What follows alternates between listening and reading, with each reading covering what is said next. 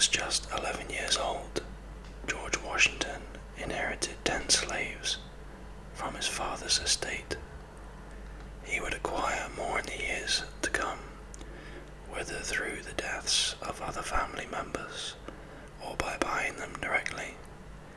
When he married the wealthy widow Martha Danridge Custis in 1759, she brought more than 80 enslaved workers with her, bringing the total number of enslaved men, women, and children at Mount Vernon, where the Washingtons lived, to more than 150 by the time the Revolutionary War began. Oney Judge, more commonly known as Oney, was born in around 1773 and moved into the Washington house when she was only 9 years old.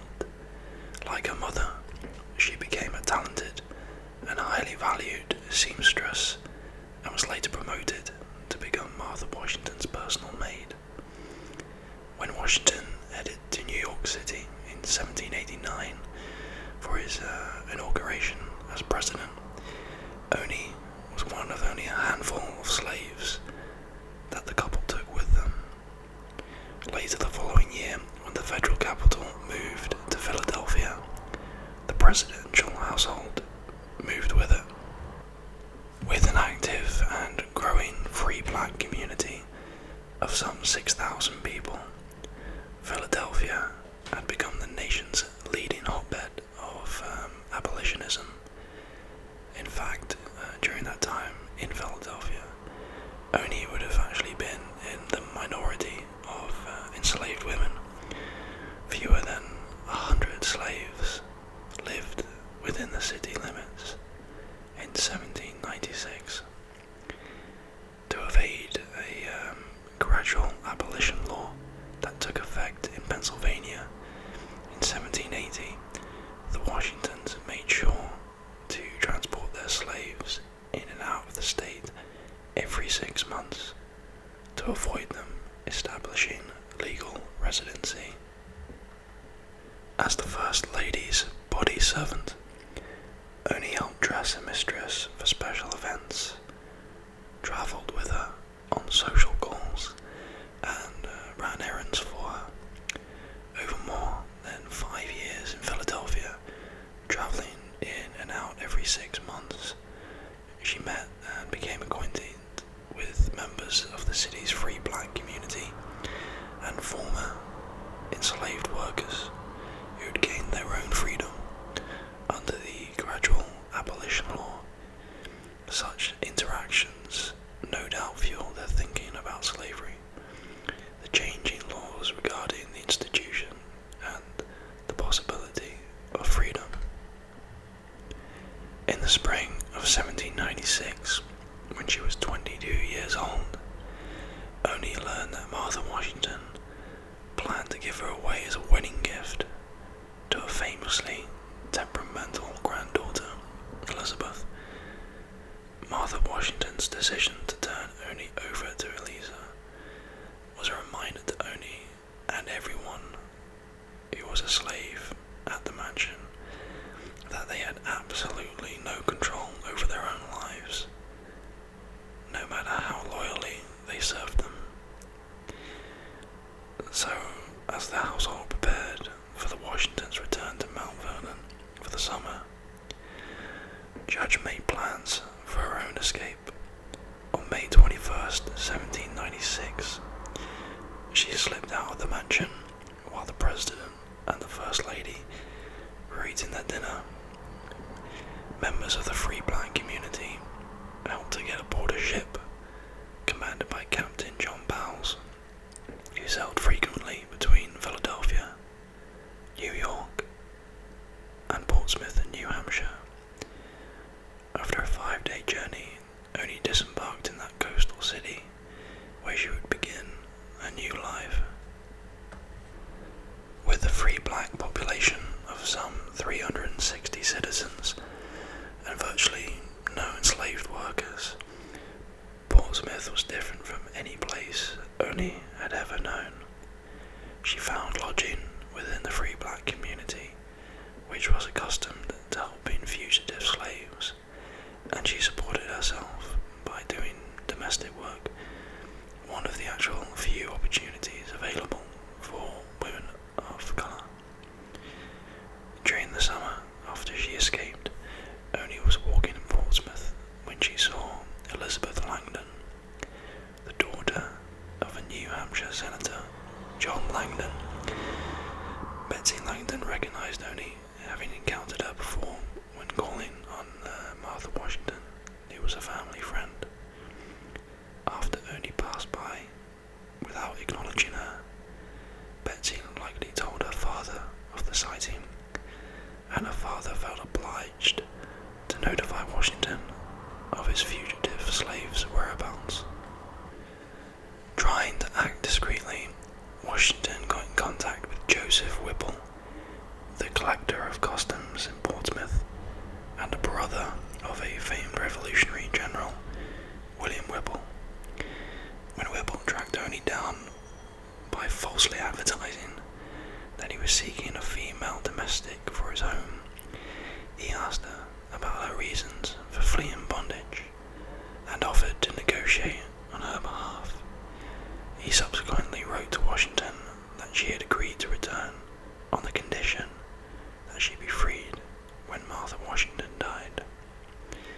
Oney never intended to honour this agreement. She told Whipple what he wanted to hear, agreed to return to her owners, and left his presence with no intention of ever keeping her word. In any case, Washington bluntly refused Whipple's proposal, writing that to enter in such a compromise is totally inadmissible. Though he might be in favour of gradual abolition of slavery, the president continued, he didn't want to reward Oney's unfaithfulness and inspire other enslaved people to try and escape. By the 1780s, Washington's feelings about slavery had changed, and he expressed his uneasiness with the institution to close friends, including his Revolutionary War comrade, the Marquis de Lafayette. But as reaction to Oney's escape made clear, he was not ready to give up on the bound labour on which his Virginia plantation and his life was built. Far from being a passive bystander in the perpetuation of slavery, Washington at this point was actively engaged in returning Oney to his or his wife's possession. With anti-slavery sentiment growing in New Hampshire and Washington's influence waning as his term ended, Whipple did little more to pursue Oney on his behalf. Save for the time being, she started building a life in Portsmouth and married Jack Staines, a free black sailor, in early 1797. Though marriage gave her some additional legal protection, Oney remained vigilant with good reason. In August 1799, Washington asked his nephew, Burwell Bassett Jr., to try and seize Oney and any children she may have had on his upcoming business trip to New Hampshire. When Bassett dined with Langdon and told him of his intention, the senator quickly got word to Oney through one of his servants. Jack Staines was at sea at the time, but Ona managed to escape to the neighbouring town of Greenland, where she and her infant daughter hid with a free black family, the Jacks, until Bassett left Portsmouth empty-handed. 4 months later, George Washington died, freeing all of his enslaved workers according to his will. Though the gesture was far from meaningless, it didn't go far enough. Martha Washington, who lived until 1802, couldn't even legally have emancipated her enslaved workers upon her death, including technically Oney and her children, as they were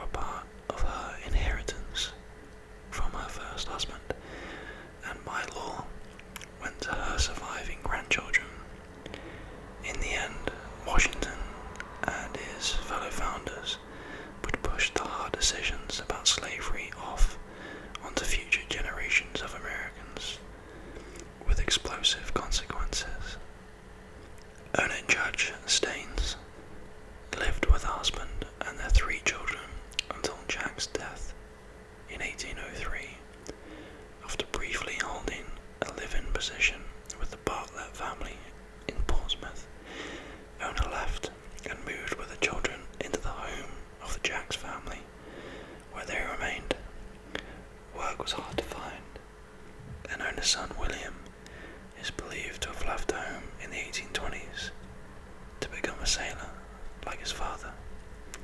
Her two daughters, Eliza and Nancy, were sadly forced into slavery, and both died before their mother did. After she became too old for physical labour, Ona herself lived in poverty, relying on donations from the community. Despite all the hardships, Ona enjoyed the benefits of a life of freedom. She taught herself to read and write, embraced Christianity, and worshipped regularly at a church of her choice. Several years before her death in 1848, she granted 2 interviews to abolitionist newspapers, recounting her journey from bondage. When a reporter from the Granite Freeman asked her if she regretted leaving the relative luxury of the Washington's household, as she had worked so much harder after her escape, Oney Judge rememberingly replied, "No, I am free, and have, I trust, been made a child of God."